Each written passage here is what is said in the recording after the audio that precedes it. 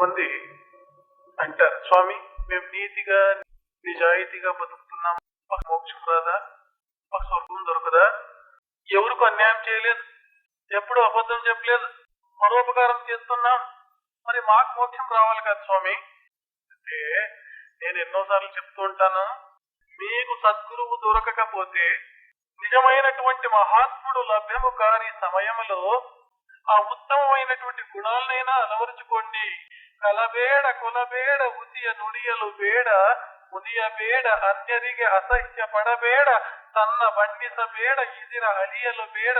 ಇದೇ ಅಂತರಂಗ ಶುದ್ಧಿ, ಇದೇ ಬಹಿರಂಗ ಶುದ್ಧಿ, ఇదే నమ్మ కూడల సంగమ దేవర నొలిసువ పరి అని చెప్తుంది. అయితే మోక్షం కావాలి అంటే కేవలం నీతి నిజాయితీలు, కేవలం సత్ప్రవర్తన, కేవలం ఉత్తమమైనటువంటి గుణములు ఇంతే కావాలి అంటే కాదు, సద్గురుని యొక్క ఆశీర్వాదము కానే కావాలి అని. చూడండి, ఒక ఉదాహరణ చెప్తాను.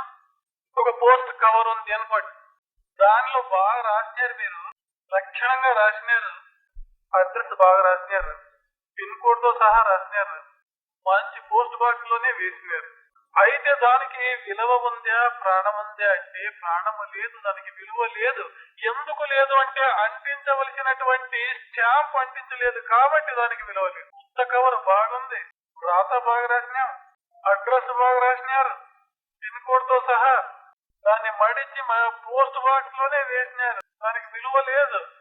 ఎప్పుడు విలువ వస్తుంది అంటే అంటించవలసినటువంటి స్టాంప్ అంటిస్తే దానికి ప్రాణం వస్తుంది, దానికి విలువ వస్తుంది.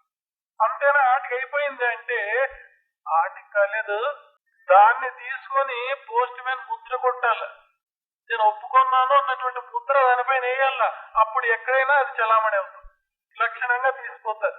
అదే రీతిగా నీతి నిజాయితీ సత్ప్రవర్తన అహింస సత్యము మొదలుకున్నటువంటి గుణాలు ఉంటే చాలవు.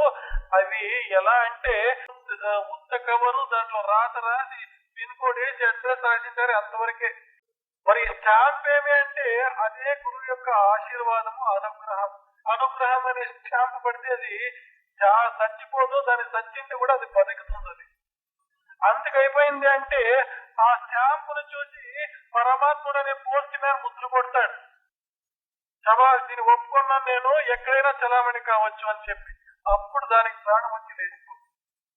అదే రీతిగా కేవలం సత్ప్రవర్తన, సచ్చింతన, సదాచారము అంటే చాలదు, దానికి తోడు మహాత్ముల యొక్క కృప ఆశీర్వాదం కావాలి. దాన్ని పొందేదానికి మనం ప్రయత్నం చేయాలి.